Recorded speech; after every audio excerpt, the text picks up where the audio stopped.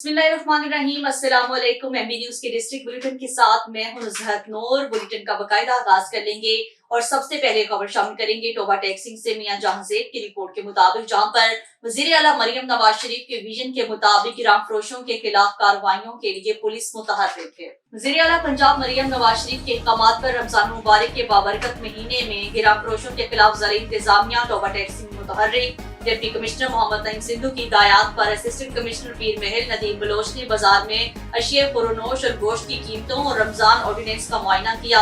General store, सब्जी, fruit फरोश और करियाना दुकानों पर सरकारी निर्खनामों और कीमतों का मुआयना किया। सरकारी निर्खनामों की अदम मौजूदगी और महंगे दामों फरोख्त पर मुतअद्दिद दुकानदारों को 40,000 जुर्माना किया गया। रमजान ऑर्डिनेंस की खिलाफ वर्जी पर होटल मालिकान को भी भारी जुर्माने किए गए। दुकानदारों को खबरदार किया, जारी शुदा निर्खनामों दुकानों के सामने अवेजा करें। असिस्टेंट कमिश्नर नदीम बलोच ने कहा है कि निर्ख से तजावुज न करें, बसूरत दीगर सख्त कानूनी कार्रवाई की जाएगी।